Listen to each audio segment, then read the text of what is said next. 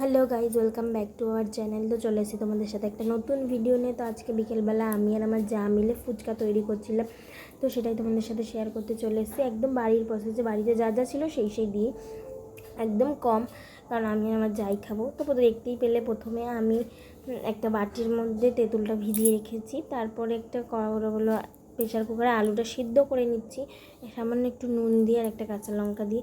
তার পাশে একটা কড়াইতে একটুখানি জিরে, একটুখানি পাঁচফোড়ন আর একটা শুকনো লঙ্কা দিয়ে সেটা ভালো করে একটা ভাজা মশলা তৈরি করব বলে সেটা ভেজে নিচ্ছি আলতো কড়াইতে।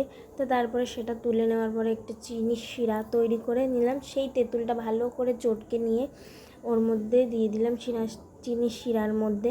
তো সেটা ভালো করে নাড়াচাড়া করে নিচ্ছি। এটা হলো তেঁতুলের চাটনি বানাবো, তাই তো যাতে লেগে না যায় তাই বারবার করে আলো নাড়াচাড়া করে দিচ্ছি। তো সেটা হতে থাকুক, তার মধ্যে এইখানে আমরা ছোট ছোট করে গুলটি করেও নিয়েছি, দুটো তিনটে।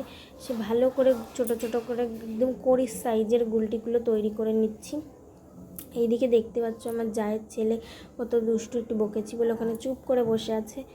আর এখানে দেখতে পাচ্ছ আমাদের চাটনিটা তৈরি হয়ে গেছে। যেহেতু প্রথমবার বানাচ্ছি একটু ভুল করে ফেলেছি, আমরা গুলটিগুলোর মধ্যে একটু ময়দা মাখিয়ে রাখা উচিত ছিল, তাহলে আর লেগে যেত না বেলা নিতে। তো লেগে যাচ্ছিলো। তো দেখতে দেখতে দেখি আমার ভাসুর, শ্বশুর আর আমার বর বাড়ি চলে এসছে কাজ থেকে। তো তার মধ্যে দেখি আমার যা এতগুলো ভেজেও নিয়েছে, কিছু রেডিমেডগুলোও ভেজে নিয়েছে। তো এবার দেখতে পাচ্ছ খোসাগুলো বেছে ফেলে দিয়ে আলুগুলো নিয়ে নিচ্ছে। আলু এখন মাখাবে, ভালো করে খোসাটা ছাড়িয়ে নিচ্ছে। তারপরে হলো ভাজা মশলাটা বেটে নিচ্ছে, তাড়াতাড়ি করছে কারণ চায়ের ছেলেটা একটু ছোট, তো তাই এখানে আবার কুচি করে নিয়ে আলুর মধ্যে কুচি করা লঙ্কা দিয়ে দিচ্ছে। এখানে প্রিপারেশন করছে তেঁতুল জলটাকে, এর মধ্যে সামান্য একটুখানি লঙ্কা, বিট লবণ আর ভাজা মশলা দিয়ে দিয়েছে। এখানে আলুটাকেও ভালো করে মেখে নিচ্ছে, লঙ্কা কুচি, ভাজা মশলা আর হলো বিট লবণ দিয়ে ভালো করে চটকে মাখিয়ে নিচ্ছে। যেহেতু এগুলো আলতো করে মাখালে অত টেস্ট আসে না, এই জন্য আমি বললাম চটকেই মাখো, কে কী ভাববে অত নেই। তো ভালো করে আমরা চটকেই মাখছিল।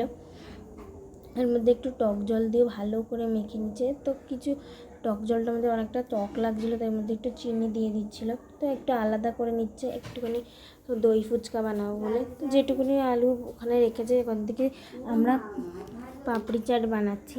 তো ভালো করে যেগুলো একটু মোচড়ানো হয়েছে সেগুলো দিয়ে পাপড়ি চাট বানাচ্ছি। তো ভালো করে মেখে নিচ্ছে, বেশি কিছু না, লঙ্কা কুচি, ভাজা মশলা আর বিট লবণ আর একটুখানি টক জল দিয়ে ভালো করে মেখে নিচ্ছি আমরা পাপড়ি চাটটা। এটা মেন বানানো হচ্ছে আমার ভাসুরের জন্য, কারণ উনি টক জল দিয়ে ফুচকা খেতে পারে না, টক যেহেতু, এই জন্য এটার মধ্যে এই জন্য হালকা একদম টক জল দিলাম। তো আমার যা একটু খেয়ে বলছে যে ভালোই হয়েছে রে ছোটো।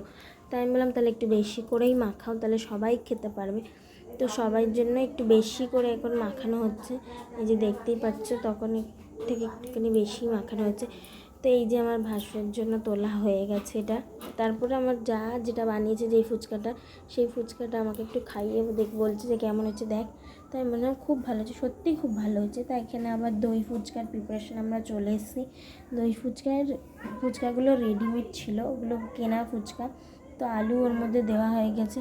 এই দইটা হলো কেনা দই, দোকানেই পাওয়া যায়, দোকান থেকেই এনেছি।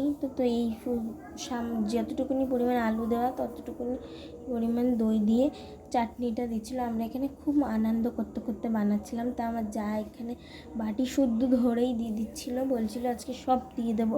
তো আর কি মারতেই বানাচ্ছিলাম। তো এখানে আমি বললাম যে চামচ দিয়ে দাও, নাহলে একটার মধ্যেই সব পড়ে যাবে। তো এই জন্য চামচ দিয়ে দিচ্ছিলো।